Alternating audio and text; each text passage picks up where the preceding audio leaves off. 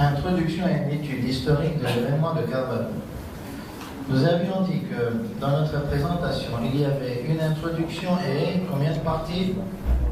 Trois parties. Dans l'introduction, nous avions vu 4 points. Le premier point, c'est... Allez, montrez-moi qu'il y a une efficacité du PowerPoint. Le premier point est... Vous voyez comment on oublie vite? C'est fabuleux. Oui? Préambule, c'est la délimitation du sujet de discussion. D'accord? Et on avait bien dit que ça concernait l'étude historique, c'était une introduction, l'étude historique de l'événement de Karbala, qu'on n'aborde pas le thème du Hazadafi. Deuxième point. Pourquoi ce thème? Là? Pourquoi ce thème? Pourquoi ce thème? L'importance du sujet. Vous êtes tous passés par le lycée, normalement vous avez tous rédigé une rédaction. D'accord? Il y a toujours des limites de sujet, on donne l'importance du thème et on annonce le plan. D'accord? Le plan, on l'avait fait, on l'avait annoncé. Il y a les 3 questions qui nous mènent à notre plan. Et entre le plan et le deuxième point, l'importance, on avait discuté d'un débat important. Devrait-on aborder les sujets de controverse en public? D'accord? C'était le 4e point de notre introduction. Notre introduction à l'introduction de l'étude historique de l'événement de Karbala nous a pris 1 heure. Okay? Dans le savoir, il faut être patient. Ça, c'est le secret. Alors, la première partie de notre présentation, la contradiction dans les narrations des faits historiques. Ce n'est pas la principale partie, d'accord, de notre discussion. On va passer en 10 minutes comme un sommaire. Se dire que, bon, on a remarqué que lorsqu'on regarde des films, des dessins animés, livres, quand on lit des livres, magazines concernant l'histoire de l'événement de Karbala, on est d'accord qu'il y a des incohérences quelque part. Okay? Ça, c'est notre postulat de départ. Pourquoi ces incohérences? Pourquoi il y a des contradictions? Quelles sont les raisons de ces contradictions? Okay? En général, celui qui écrit un livre, qui récite un majalis, ou qui prépare un film, un dessin animé, une bande dessinée, quoi qu'il arrive, lui, il n'était pas à Karbala. Okay? Donc lui, il se ressource des sources historiques. Okay? Donc, on se dit que les contradictions viennent des sources qui nous relatent les faits de Karbala.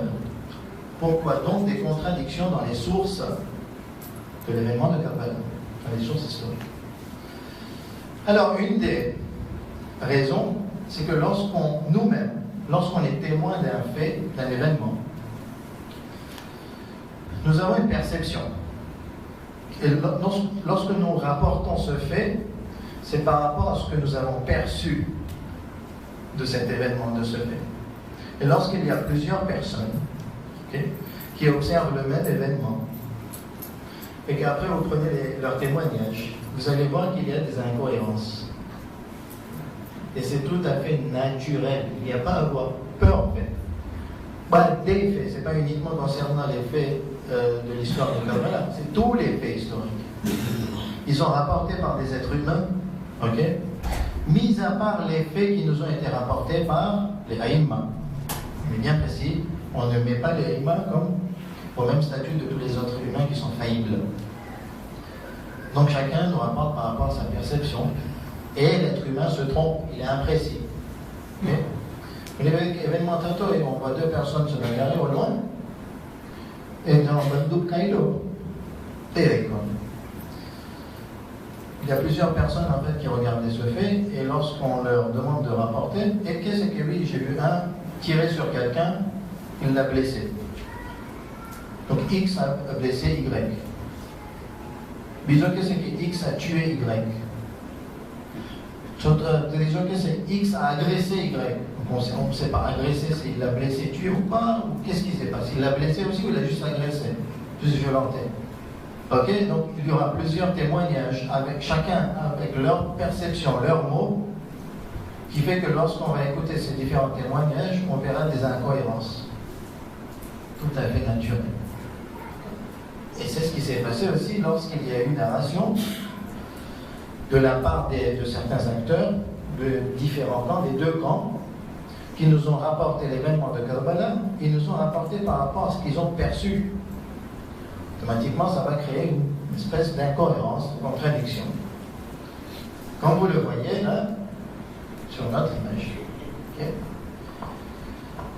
Deuxième raison, c'est que lorsque le narrateur il rapporte les faits, souvent il oublie en fait le contexte, il oublie des choses lorsqu'il rapporte, il oublie des détails.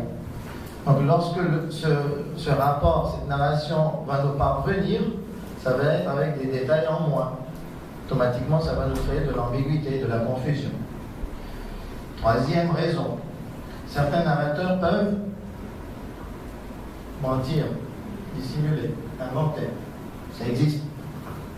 Quoi il faut tout n'importe.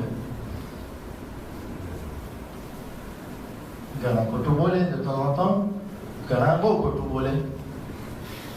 Et surtout lorsqu'il y a des intérêts politiques, et encore plus concernant par exemple l'événement de Karbala, il y avait de quoi inciter à certaines personnes de mentir. Et petit, des mensonges, ça rentre dans les narrations. Pratiquement, ça vient vers nous, ça crée des confusions. Et ça ne concerne pas, rassurez-vous, ça ne concerne pas uniquement l'événement de Karbala, ça concerne tous les faits historiques. Alors, prenez un fait historique là, de 15, 20 ans, là, 30, 40, 50 ans, 60 ans, là, la Deuxième Guerre mondiale. Ok? Comment ça diverge là, sur le nombre de tués?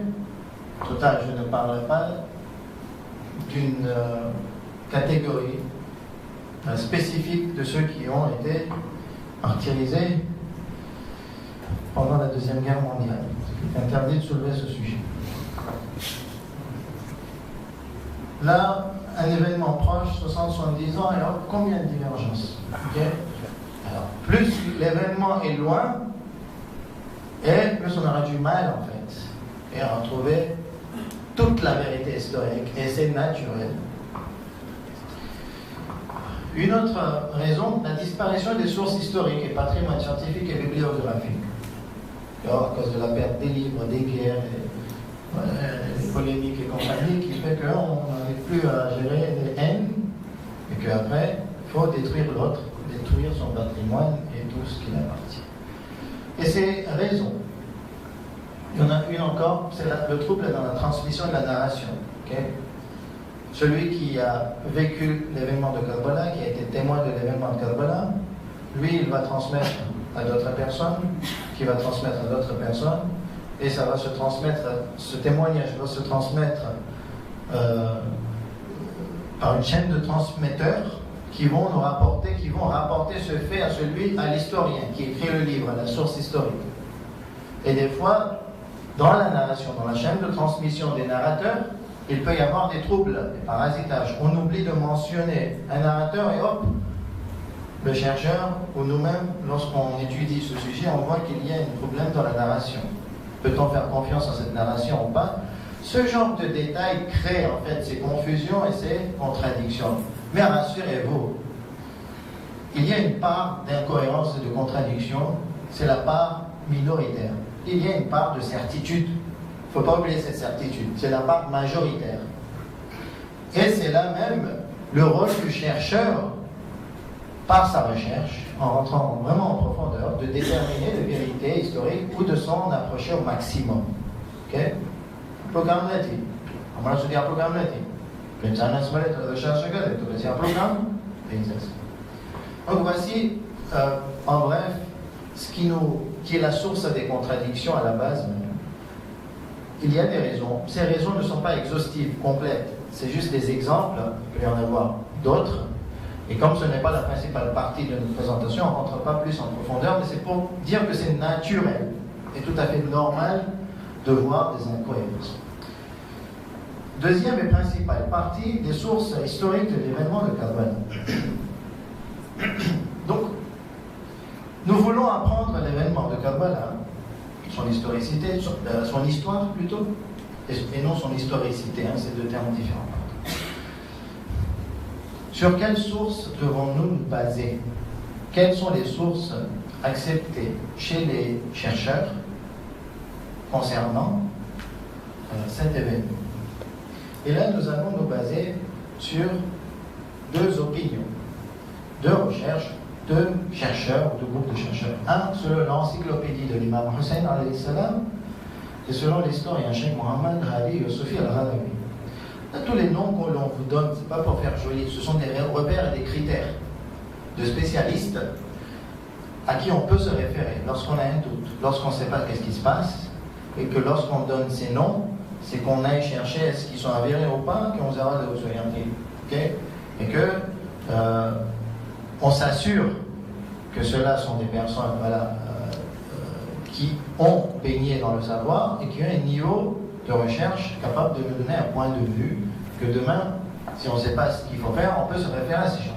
Donc, selon l'encyclopédie de l'imam Hussein alayhi salam, récemment, il y a un groupe de chercheurs de cette organisation de recherche qui s'appelle Darul Hadith, qui est à Koum, qui est une très grande organisation de recherche qui s'occupe des livres de hadith, dont Al-Kafi, et il reconstitue par exemple Al-Kafi à partir des plus anciens manuscrits concernant Kitab al-Kafi. Kitab al-Kafi, vous connaissez, principale source de hadith concernant les chiites, compilé par Cheikh Koleini, décédé en date importante, 329 de l'Hégire, au début du 4e siècle de l'Hégire. Et là, je crois que c'est important.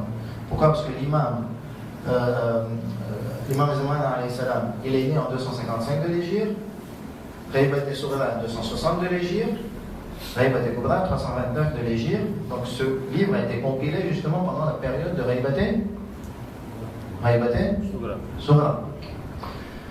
Donc, Koleini est une source fiable, puisqu'il est très proche des imams. Donc, alors il s'occupe de ce genre de travaux.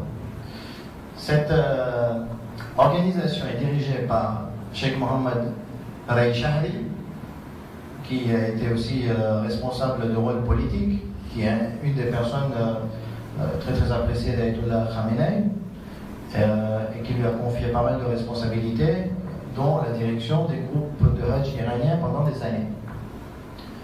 Donc, les locaux, en 1430 de l'Hégire, c'est-à-dire il y a 7 ans, ils ont édité, publié une encyclopédie en persan qui s'appelle Danish-Nameh Imam Hussein alayhi salam. De 14 volumes en persan. Ce travail de recherche, donc dans cette encyclopédie, ils ont reconstitué via les sources historiques la vie de l'imam Hussein alayhi salam et particulièrement l'événement de Karbala. Ce travail leur a demandé 10 ans. Les noms des chercheurs a été mentionné dans le compte-rendu qui sera disponible pour vous. Donc il y a un groupe de chercheurs, lui il était en direct. Petit encyclopédie a été mise en arabe en 9 volumes en 1431 de l'Hégire, il y a 6 ans. Et un condensé de cette encyclopédie a été édité quelques temps plus tard, que l'on nomme Sahih bin Maktal, Sayyid al-Shuhda wa Ashabihi, qui est là, 1300-1400 pages. Dans cette encyclopédie, ils ont recensé tous les événements relatifs à l'imam Hussein, particulièrement l'événement de Karbala, classés par thème, et à l'intérieur on trouve directement le récit de la source historique, directement. Et à la fin, après avoir rapporté les sources historiques pour chaque thème, des fois, c'est pas tout le temps, ils donnent leur analyse, c'est-à-dire leur opinion. Donc, ils font bien la différence entre la matière brute et leur analyse est le fruit de leur recherche. Donc nous, en tant que lecteurs, chercheurs, on peut uniquement prendre la matière brute, étudier et produire notre propre résultat, si on n'est pas d'accord avec leurs résultats. Okay? Mais étant donné qu'ils ont quand même un peu travaillé, okay, on va s'appuyer sur leur recherche et leur opinion. Je dis bien leur opinion, ce n'est pas mon opinion. J'aimerais être clair dessus. Je ne suis pas chercheur. Je ne prétends pas être chercheur d'eux. Et je ne fais pas de recherche qui produit des résultats scientifiques, encore moins historiques. Aucune des opinions qui vont être citées ici ce sont mes opinions. Je me désolidarise. D'accord? C'est l'opinion de ces chercheurs. Celui qui n'est pas d'accord, c'est son droit, et il a le droit de critiquer ces chercheurs. Moi, mon rôle aujourd'hui est que vous ne soyez pas dépassés par les événements. Okay? C'est-à-dire, je vous rapporte des choses qui se passent dans notre monde chiite, et je vous rapporte, voilà, il y a des recherches qui se font. Beaucoup ne savent pas. Okay? Donc, il faut les savoir, il faut s'inspirer de ces travaux qui ont été faits à Plainto, de Sodas Community, comme recherche. Alors, en introduction de leur encyclopédie, ils ont catégorisé les sources relatives à l'histoire de l'événement de Karbala en 4 catégories. La première catégorie, ce sont les sources historiques sur lesquelles le lecteur peut se fier. 2, les sources qui ne sont pas fiables, le contraire donc. 3, les sources contemporaines. Et 4, les sources disparues. On peut expliquer ça? Alors, les sources historiques sur lesquelles le lecteur peut se fier. Tu peux lire? Alors, selon l'encyclopédie de l'imam Hussein alayhi salam, ce sont les sources historiques reconnues et anciennes dont les auteurs sont connus et sont des spécialistes en histoire islamique. Premier point, ok? La source, le fait qu'elle soit fiable, c'est quoi? C'est qu'elle soit reconnue chez les historiens, qu'elle soit ancienne. Ancienne, c'est-à-dire 1er, 2e, 3e, 4e, 5e, 6e siècle de l'Hégire, fin du 6e siècle de l'Hégire. Allez, on peut encore aller jusqu'au 7e siècle de l'Hégire. Okay. Dont les auteurs sont connus, pas des inconnus, comme moi. Eux sont des spécialistes en histoire islamique. Non? Ils sont connus en tant que spécialistes en histoire islamique. Puis, on continue. Ces sources respectent les méthodologies de la transmission des informations historiques, comme la mention des chaînes de transmission. Okay, donc, les bouquins sont spécialisés, ils respectent la narration historique.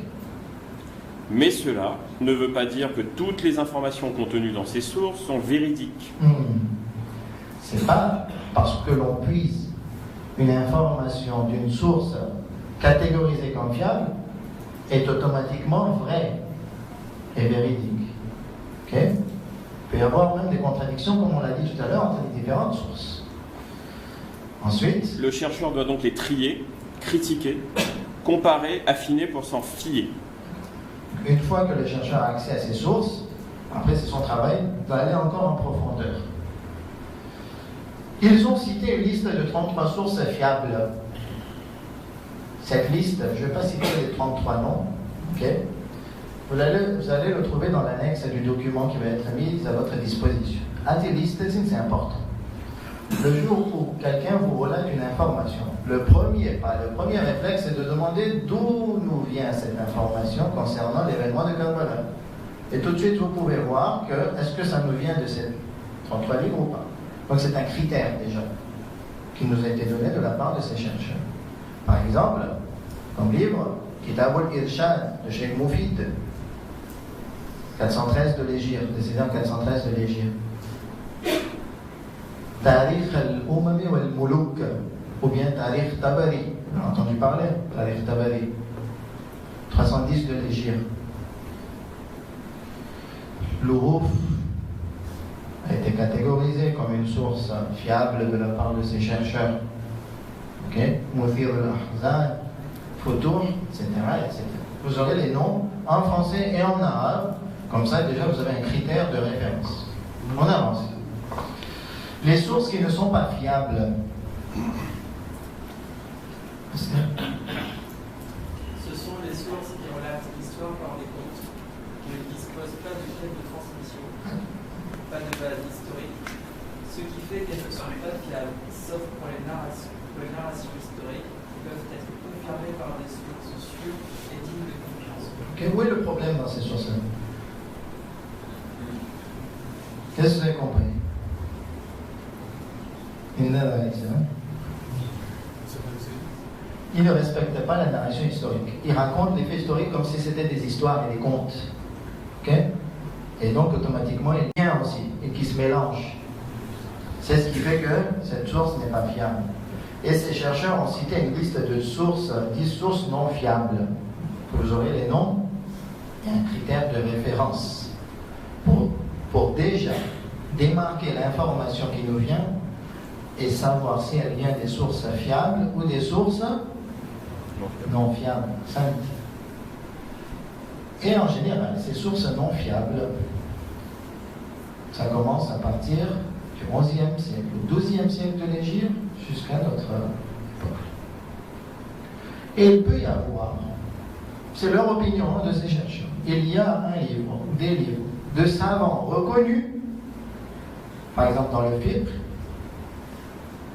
mais dont la source est catégorisée comme non fiable. Pourquoi? Parce qu'il n'est pas reconnu comme un spécialiste en histoire.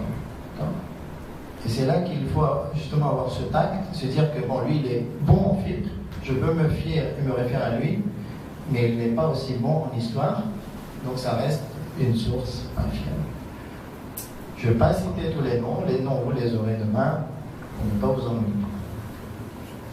Donc, à des critères, déjà, ce premier réflexe que l'on peut avoir, pour celui qui souhaite catégoriser l'information, c'est de se référer à cette liste. 3, les sources contemporaines. C'est petit. Tu peux dire? Ce sont les livres et sources qui sont apparus à partir du 9e et 10e S de l'Hégire. Ils sont très nombreux. Généralement, ces sources prennent de la valeur historique s'ils relatent l'histoire en se basant sur les sources faibles fiables. On respecte les conditions de la narration historique, chaîne de transmission, précision dans la narration. Plus ces sources s'appuieront sur les livres anciens, plus elles gagneront en valeur scientifique. Exemple, les livres contemporains. Bien, c'est le temps de comprendre. Okay? Les sources contemporaines, à partir du 9e, 10e siècle de l'Hégire, elles n'ont pas de valeur historique en elles-mêmes. Leur valeur, elle vient des autres sources. Si elles ont puisé leur information des sources sûres, fiables, à ce moment-là, oui. Sinon, non. Donc finalement, pas de valeur fondamentale. Exemple qui sont donnés par ces chercheurs, je le répète, c'est pas mon opinion. Bihar al-Anwar, Nafas al-Mahmoum, Cheikh Abbas al-Qummi, Muntaha al-Amal, toujours lui, Al-Kibrit al-Ahmar. Ok? Ce sont des exemples seulement. Pourquoi? Parce que Bihar al-Anwar, Allah Majlisi, quand est-ce qu'il est décédé? Début du XIIe siècle, 1110 de l'Hégire. C'est trop tard. L'événement de Karbala qui a 1110 de l'Hégire, c'est trop long. Donc, source contemporaine. Bihar al-Anwar va prendre sa valeur, et c'est un livre qui a beaucoup de valeur. Pourquoi? Parce qu'il relate les faits des sources sûres, en respectant la transmission des chaînes d'information, de narration. Pareil pour Nafas al-Mahmoud, Cheikh Abbas al-Qummi. Il a vécu il y a 150 ans. Par rapport à l'événement de Karbala, il est trop en retard. C'est comme ça vote. Ok? Mais, en tant que valeur scientifique, moi-même, qui tablette sur l'événement de Karbala, on te Karbala note. Moi-même, d'où est-ce que je vais prendre les informations? Des sources là? Enfin, il y a les sources disparues, qui étaient des sources très très bonnes. Mais le problème, c'est qu'à cause de l'histoire, des guerres et compagnie, on a perdu toute trace de ces sources et elles ont disparu. D'accord? Donc, ça, ce sont les 4 catégories de sources de la part de ce groupe de chercheurs et qui est un premier élément qui va fixer un critère pour prendre les informations. Deuxième opinion, c'est selon l'historien, Cheikh Mohammed Hadi Youssoufi al-Ghadawi. C'est un historien qui vit à Koum, c'est un grand professeur de Raouza. Il a écrit une encyclopédie de 8 volumes sur l'histoire islamique, relatant la vie des 14 infaillibles. Chaque volume fait 500 pages, un peu de travail. Lui, qu'est-ce qu'il a fait? Alors, il y a un maktal disparu qui s'appelle Maktal Abi Mikhnaf. Maktal Abu Mikhnaf. Okay. Le nom de la personne, c'est Lut ibn Yahya al-Azdi al-Ghamidi al-Koufi. PDI. Lut ibn Yahya al-Azdi al-Ghamidi al-Koufi, décédé en 157 de l'Hégire. Lui, il a rapporté les faits de Karbala via un ou maximum deux intermédiaires. Par exemple, il rapporte des faits de l'imam Sajjad, sallallahu alayhi wa Muhammad wa alayhi Muhammad.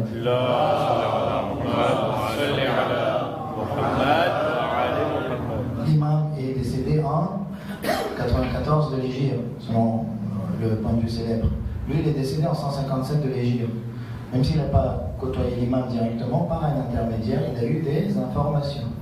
Donc son maktal a énormément de valeur historique. Le problème, c'est qu'à travers l'histoire, son maktal a disparu. Et ce maktal, dans le marché, il a été trouvé mais falsifié. Donc on a un maktal attribué à Abi Mikhnaf qui n'est pas bon, falsifié. Cet historien, qu'est-ce qu'il a fait? Comme il jouait pas au foot et regardait pas trop de foot, il n'avait rien d'autre à faire, il a dit que je vais reconstituer Maktal Abu Mikhnaf. D'accord? Donc il a fait un long travail de recherche pour reconstituer Maktal Abu Mikhnaf. Ça lui a pris 20 ans. 20 ans, ça fait beaucoup de matchs de foot ratés de Champions League. Du coup, aujourd'hui, ce maktal a été édité sous le nom de Waq'atut Tarf. Il a changé le nom pour ne pas faire l'amalgame entre le maktal d'Abu Mikhnaf, celui d'Abu Mikhnaf falsifié. Il a changé le nom pour dire que c'est la recherche de reconstitution du maktal d'Abu Mikhnaf. Waq'atut Tarf.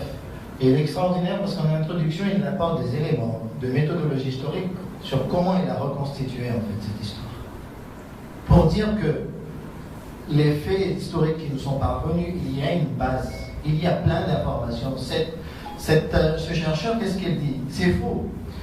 On a peur de chercher concernant les faits historiques pour tomber dans le doute, parce que ça peut nous induire dans le doute concernant l'événement de Karbala, alors que l'événement de Karbala est un des seuls faits historiques, événements historiques où il y a le plus de sources par rapport à tous les autres faits historiques.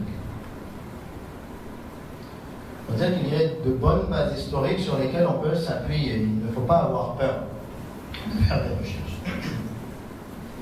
Alors lui aussi, il a donné une liste des principaux, on ne va pas les lire, ne vous inquiétez pas, des sources, c'est pour dire qu'il y a une liste de 8 sources qu'il nous a données, auxquelles on peut se référer et qui est citée dans le compte-rendu, dont le ouf.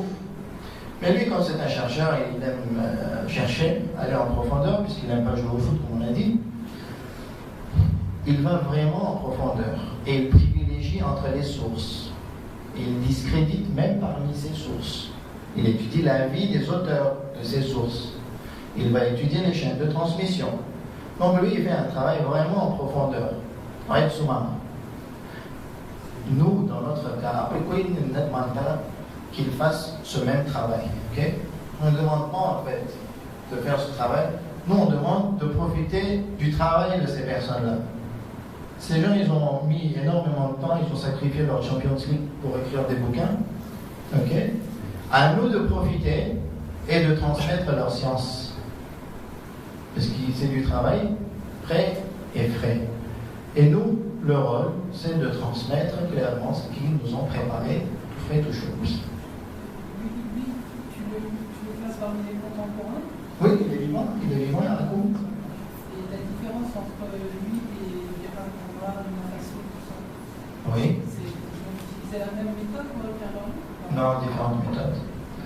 Pierre-André, en la Majlisi, déjà c'est la méthode Akhbari.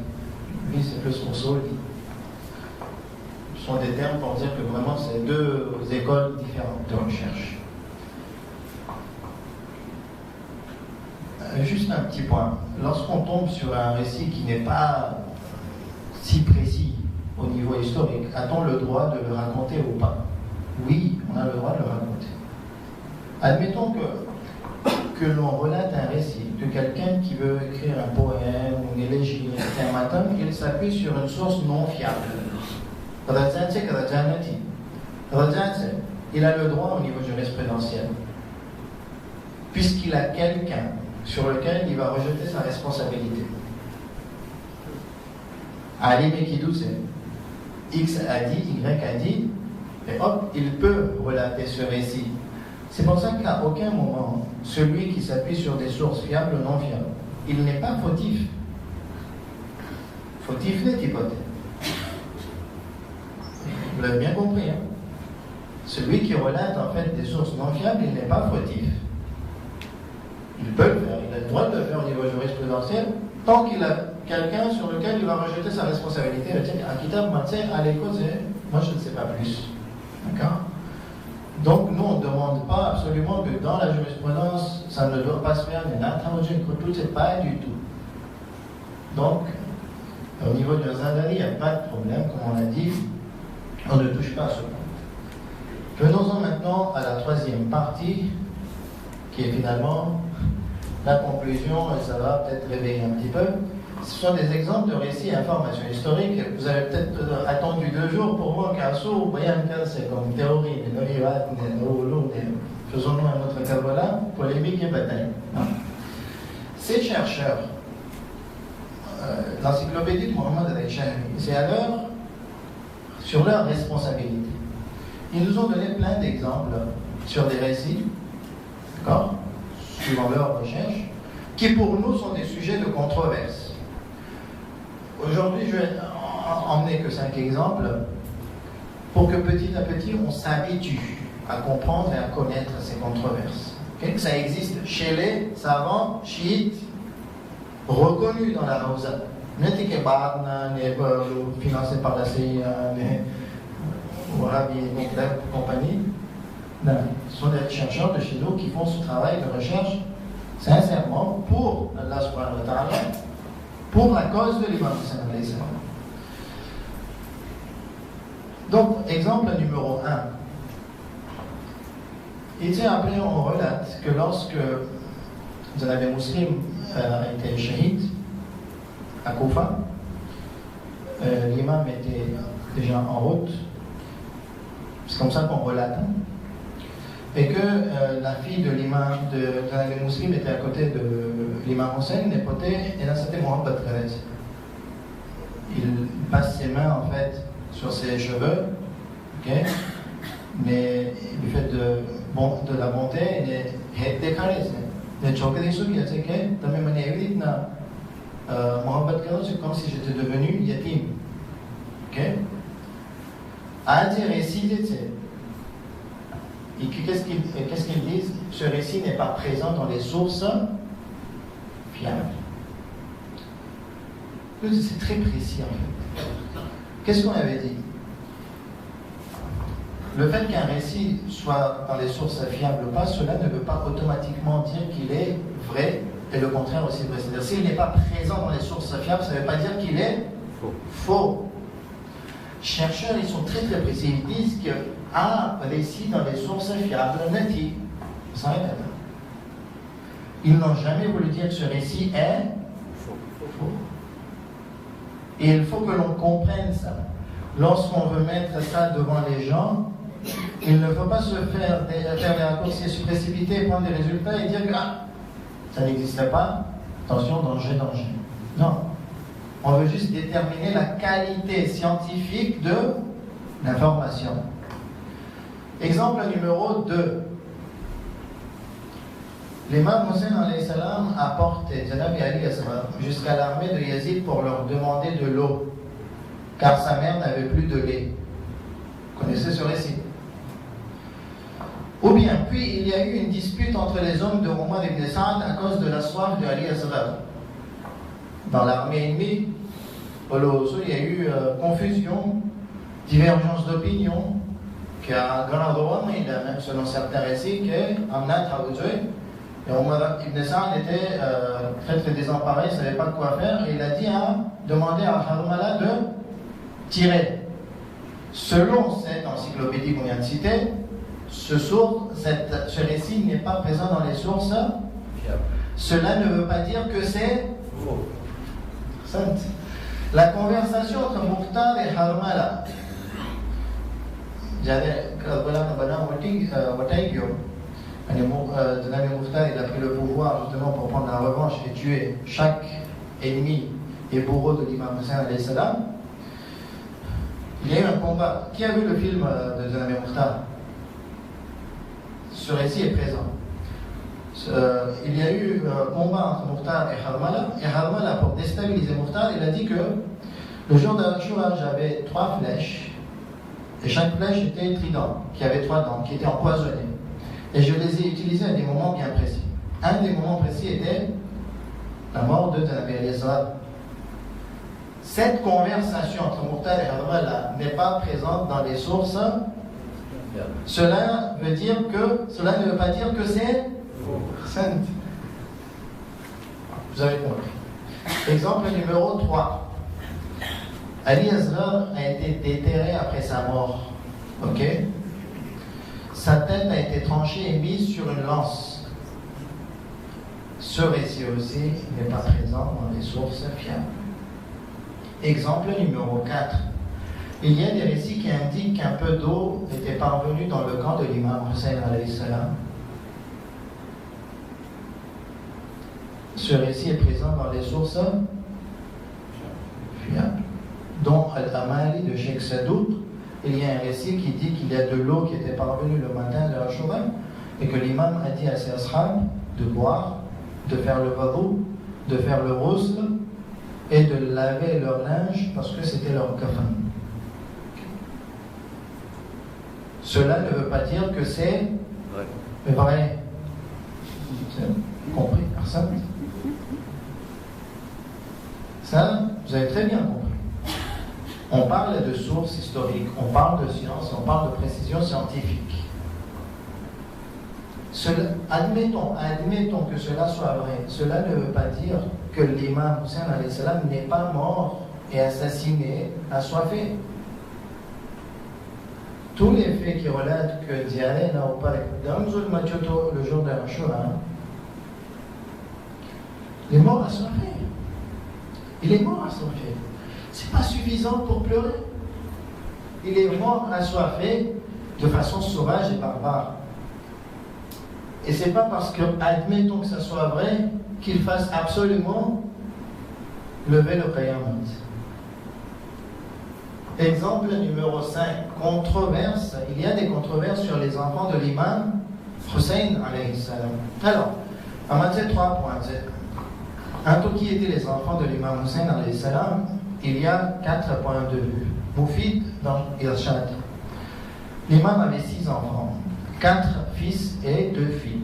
Ali Akbar, Ali Asghar, Ja'far, Abdullah, Sukaina et Fatima. Ibn Talha, hésitation entre 9 et 10 enfants, mais lorsqu'il nomme chaque enfant, il ne donne le nom que de 9 enfants. 6 garçons, 6 filles. Ali Akbar, Ali Awsat, Ali Asghar, Muhammad, Abdullah, Ja'far, Zainab, Sukaina, Fatima. Ibn Shahr Ashok dans Manaqib al-Abi Talib, il dit que l'imam avait 9 enfants. 6 garçons, 3 filles. Ali Akbar, Ali Awsat, Ali Asghar, Muhammad, Abdullah, Ja'far. C'est exactement pareil. Sukaina, Fatima, Zainab, c'est exactement pareil. Ibn Fandour, 10 enfants. Ali Akbar, Ali Awsat, Ali Asghar, Abdullah, Ja'far. Pour le moment, c'est pareil. Muhammad a été remplacé par Ibrahim chez lui. Sukaina, Fatima, Zainab, et là il a rajouté Kulthum. Okay? Donc ce sont les opinions des savants selon cette recherche et cette encyclopédie. Il y a des questions concernant les enfants de l'imam Hussein, des débats. Des détails concernant de Nabi Ali Akbar. Quel était son âge à Karbala? Il y a 3 opinions. Certains rapportent qu'il est né en 33 de l'Hégire, donc il avait 28 ans à Karbala, et qu'il était marié, et que certains disent, pas tous, qu'il aurait pu avoir un enfant. Tout ça, ça vient des sources fiables. Cela ne veut pas dire que c'est vrai. Ça pourrait être forte probabilité, donc deuxième opinion. C'est l'opinion de ces savants-là, c'est leur opinion, ça n'engage que, pas moi, comme la vie célèbre. Troisième opinion, qu'il avait 18 ans. Donc ceux qui disent que Nabi Ali Akbar avait 18 ans, ils n'ont pas tort. Ils ne mentent pas. Mais lorsque vous entendez différentes opinions, vous voyez qu'il y a des contradictions. Donc vous ne savez plus qu'est-ce qu'il faut croire. Mais maintenant vous connaissez d'où viennent ces contradictions, et que ces contradictions sont tout à fait naturelles, normales. Il n'y a rien d'extraordinaire. Pas de recherche historique dans le dunya madrasa. Entrez en profondeur. Ne vous suffisez pas de Wikipédia. Est-il né des enfants? Est-il l'aîné des enfants ou le second? Il y a débat. Cheikh Moufid et Cheikh Toussi disent qu'Al-Sajjad, salamullah alayhi, l'imam, est l'aîné. D'accord? Donc, comme nous on l'a conçu, c'est pas faux. Il y a deux grands savants qui le disent. L'avis célèbre des généalogistes historiens est qu'Ali Akbar est l'aîné. Donc, il y a encore divergence. Divergence légitime. Selon la narration célèbre, il est le premier des Bani Hashim à mourir sur le champ de bataille. Ça, c'est assez connu aussi, mais peut-être que certains ne savent pas. Il y a des détails sur Nabi Ali Asghar et Abdullah. L'imam avait fort, donc ça c'est un rapport, je rapporte textuellement ce qui a été dit dans l'encyclopédie. L'imam avait fort probablement, ça ne veut pas dire que c'est sainte. Deux autres fils, mis à part Nabi Ali Akbar. Ces deux autres fils étaient en bas âge. Les deux ont été assassinés à Karbala. L'un était âgé de quelques années. 3 ans selon un rapport. Ça ne veut pas dire qu'il avait 3 ans. Certains disent. Un rapport dit qu'il a 3 ans. Et l'autre était nourrisson. D'accord? Donc, Ali Asghar, Abdullah, fort probablement que c'est deux personnes différentes, deux enfants différents. Un âgé de quelques années, l'autre nourrisson. Certains disent que le nourrisson pourrait être né le jour de Ashura. C'était qui avait dit qu'on l'avait entendu? Voilà, d'où ça vient. Il y a beaucoup, donc, et l'autre était nourrisson. L'un s'appelait Ali Asghar et l'autre Abdullah. Donc on ne sait même pas de façon certaine si le nourrisson était Ali Asghar ou le contraire. Ok? Et que l'autre était Abdullah ou le contraire. Il y a beaucoup d'ambiguïté concernant les narrations sur ces deux enfants. Apparemment, les récits indiquant que le fils qui était nourrisson ou qui était né le jour de Ashura est assassiné dans les bras de son père par une flèche et le même enfant. Donc, nourrisson, né le jour de Ashura, c'est la même personne. Qui pourrait être soit Abdullah, soit Ali Asghar. Et automatiquement, l'autre, c'est ou Ali Asghar. Comme par contre le récit répétitivement cité indiquant que cet enfant avait 6 mois précisément, on dit qu'il était nourrisson, on ne sait pas son âge exact. Donc 6 mois, ces récits-là n'ont pas de source fiable. Ça veut pas dire que c'est. Voilà. Il y a un débat, toujours concernant les enfants de l'imam Hussein, il y a un débat sur l'existence d'une fille de l'imam Hussein restée à Médine du nom de Fatima Sobara. Vous avez sûrement entendu parler de ce débat. Ce débat existe. Et il y a des sources. Il y a une source dans Bihar al-Anwar qui rapporte de Manaqib, d'un riwayat de Al-Mufaddal ibn Omar, qui rapporte de l'imam Sadiq alayhi salam, qui rapporte de ses pères et grands-pères, qui dit qu'il y avait une fille de l'imam Hussein alayhi salam nommée Fatima Sobara. Il y a un fait. Il y a de quoi pouvoir justifier et de réciter. Ok? Ça ne veut pas dire que c'est automatiquement vrai, mais ça ne veut pas non plus dire que c'est faux. Donc, c'est rigolo, on ne sait pas là. Si c'est vrai, c'est faux. Où est la vérité? La vérité historique ne sera que dans les mains du chercheur. C'est une vérité historique qu'il sacrifie celui de Champions League. Ok? Et qu'il fasse un effort pour avoir cette vérité historique, sa propre vérité historique. Mais celui qui n'a pas le temps, alors on peut profiter des recherches des grands savants. Ils sont là pour partager leur savoir. On ne peut pas dire que ce que moi je dis c'est vrai historiquement parlant, sans source et sans base. Ça, ce n'est pas possible. Akidunia, mais c'est pas possible. Personne. Soit on rentre dans la recherche, dans la science, on va déterminer la vérité, et s'approcher de cette vérité, sinon on profite des travaux des autres.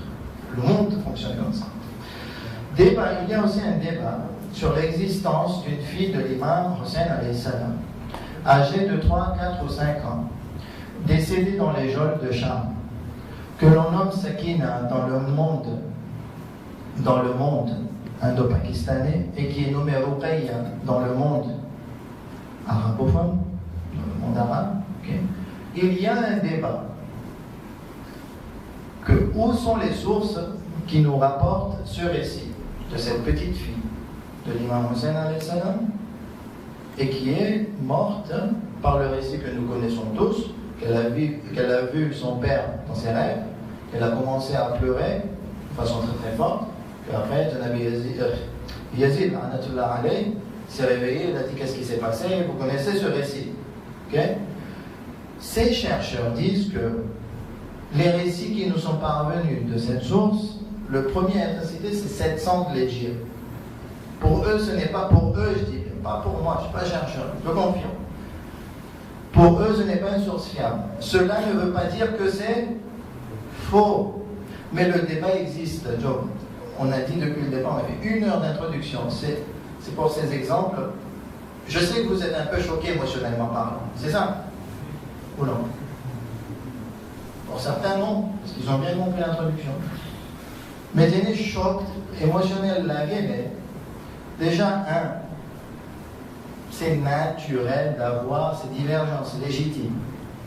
2, nous souhaitons savoir que ces débats existent chez les savants et que petit à petit ça va apparaître. Pour que ça n'apparaisse pas sauvagement, comme on l'a dit, que certains profitent de ces doutes, on préfère l'aborder, de rassurer. C'est un débat, et il y a d'autres débats ici, on n'a ramené que 5 exemples, et c'est naturel. À aucun moment, on ne souhaite remettre en question tout ce qui concerne leurs avis, on est clair, okay? Et notre but n'est que d'apporter de la compréhension historique. On passe maintenant à la conclusion, et on va dire dans le dernier briefing, on va apporter les principaux points. Donc nous, on a vu, et j'espère qu'on ne s'est pas trompé, que pour évoluer, intellectuellement parler, dans notre religiosité, il faut aller vers le savoir, vers la compréhension, vers l'apprentissage. Il ne faut pas avoir peur de connaître, il faut avoir envie de connaître. 2. Les divergences, que ce soit dans l'histoire, dans le fait ou dans n'importe quel autre domaine, religieux, scientifique, ces divergences sont naturelles. Okay? C'est tout à fait normal. Nous vivons dans un monde de pluralisme de pensée. Il faut accepter qu'il y a différents types de pensée, différents types de recherche et résultats. On a souhaité prendre les devants pour la première fois, je ne sais pas, de débattre ouvertement, sereinement de ce genre de discussion-sujet, justement pour connaître les dangers et les sujets à controverse pour ne pas être déstabilisé. Là, c'est clair. Enfin, s'il vous plaît, 2 images, je remets, s'il vous plaît.